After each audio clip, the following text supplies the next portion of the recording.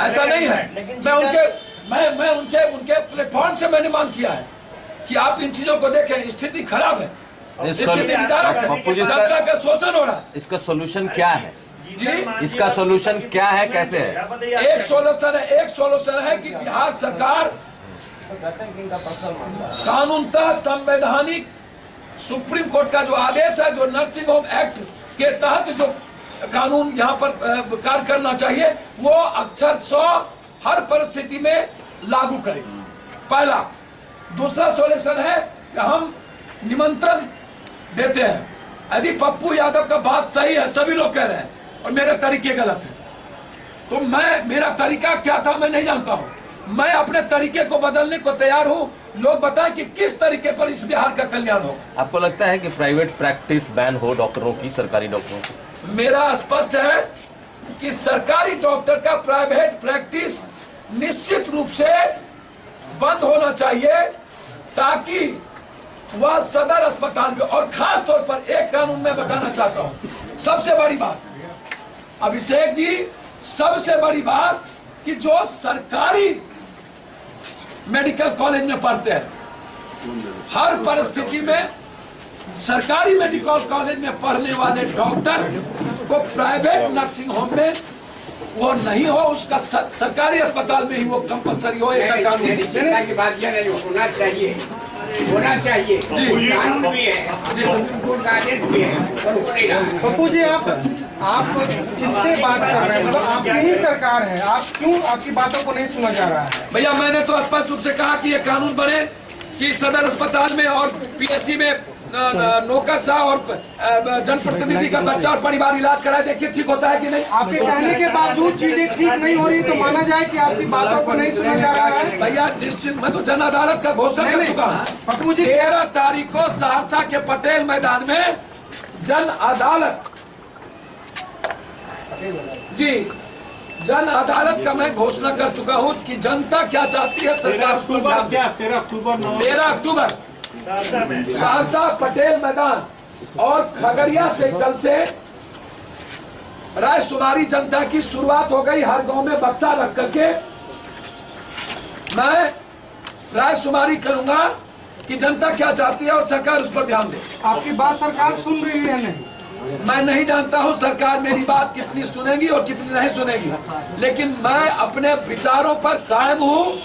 मैं स्पष्ट हूं कि मैं अच्छे डॉक्टर को, जो भ्रष्ट और फर्जी डॉक्टर और फर्जी नर्सिंग होम और ये एम्बुलेंस वाले जो ड्राइवर को पैसा दे करके जो पेशेंट को बुलाया जाता है, ममता आशा के द्वारा जो पेशेंट को बुलाया जाता है, जो घोर दलाली हो रही है, मैं उसके खिलाफ हूँ।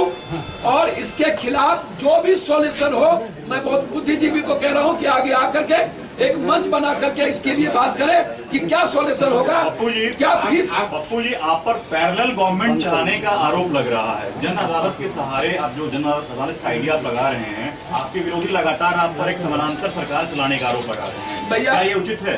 भैया, मुझे नहीं पता कि इसमें पैरेलल गवर्नमेंट की क्या बात है।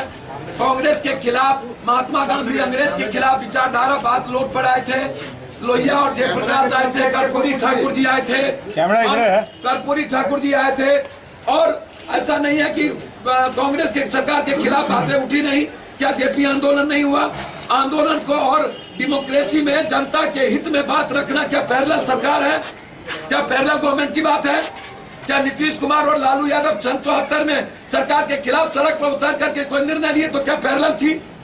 मैं स्पष्ट रूप से कहना चाहता हूं कि यह जनता की आवाज है। जनता और नौजवान और छात्र, इसमें 99% लोग परेशान हैं। आपके विरोधी ये भी आरोप लगा रहे हैं कि इस मुद्दे के साथ जो है आप 2019 के लोकसभा चुनाव की तैयारी कर रहे हैं। भैया, एक बात तो मैं स्पष्ट रूप से कह देना चाहता हूं कि पप्पू यादव को वोट की राजनीति आज मैं रिजाइन करने को तैयार हूं। हिंदुस्तान में 5 बार और 2 बार पति पत्नी, ये इतिहास विश्व में किसी को सौभाग्य नहीं है, तो पप्पू यादव राजनीति क्या करेगा? मैं चैलेंज के साथ, दावे के साथ कहता हूं, दावे के साथ कहता हूं, राजनीति मेरे लिए सबसे खराब चीज है। मैं राजनीति को जिस तरीके से बेश्या की तरह बनाया गया है, मेरे लिए वो चीज बहुत शोभा नहीं देता। और मुझे राजनीति में मत घसीटिए।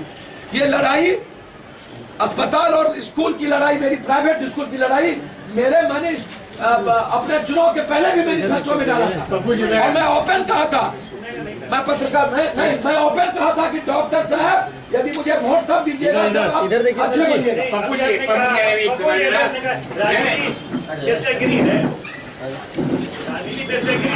राजनीति सही है, लेकिन राजनीति को जिस तरीके से वेश्या से बदतर बना दिया गया है लोगों के नजर में, ये सामने देखिएगा, इधर देखिए। राजनीति करने वाले लोग बड़ा विलेन है। राजनीति करने वाले लोगों को बिहार और देश में सबसे बड़ा शोषण करता और चूसने वाला समझा जाता है। सवाल ये है कि आप बार-बार भ्रष्टाचार का आरोप जब लगाते हैं तो अधिकारियों को लगाते हैं, क्या राजनेता इससे अलग है? भैया मैंने स्पष्ट रूप से कहा है कि नीतीश कुमार जी को कुछ राजनेता, कुछ मंत्री, विधायक और कुछ पूरा का पूरा प्रशासन की भ्रष्टाचार ने नीतीश कुमार जी के पीठ में छुरा भोंका। मैं बार बार कह रहा हूँ, नेता कैसे अलग हो जाएंगे? क्या कार्रवाई की जाए? मैं स्पष्ट रूप से कहना चाहता हूँ, एक मंत्री और मुख्यमंत्री को उतना पावर है जितना भगवान को नहीं है। आज सोच ले मुख्यमंत्री तो बदल जाएगी दुनिया। भ्रष्ट नेताओं के खिलाफ अभियान काहे नहीं चला रहे हैं भैया? भ्रष्ट कई क्लिनिक के नेताओं का ही भरा पड़ा है। कई भैया उस क्लिनिक में किसी का हो, वो नेता हो या मेरा फादर हो, मैं उसके खिलाफ हूँ वैचारिक रूप से, सैद्धांतिक रूप से।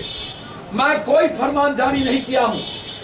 मैंने सिर्फ आग्रह किया कि आप 500 रुपया फीस, 400 रुपया फीस कैसे लेंगे, 200 से 300 रुपया लें। आप पप्पू जी, आपके ऊपर एक्सटॉर्शन का आरोप लगाया जा रहा है कि आप डॉक्टर से एक्सटॉर्शन कर रहे हैं। मतलब नहीं, एक आरोप सुपौल के डॉक्टर लगा रहे हैं। एक बात मैं बता देना चाहता हूँ, आज गलत करते ही है।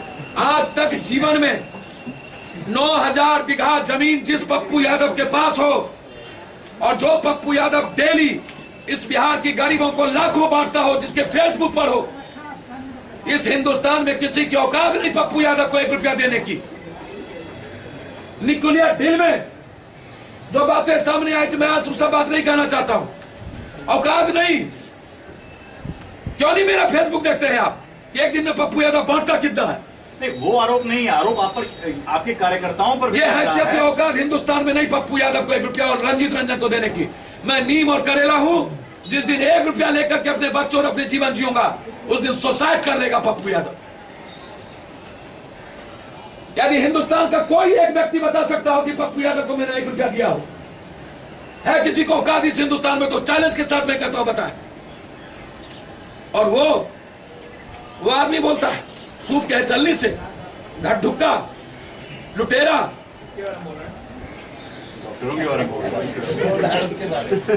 गोली चमड़ी के बगैर जीता नहीं हो, लाल पानी के बगैर जीता नहीं हो। वो पप्पू यादव पर आरोप लगा।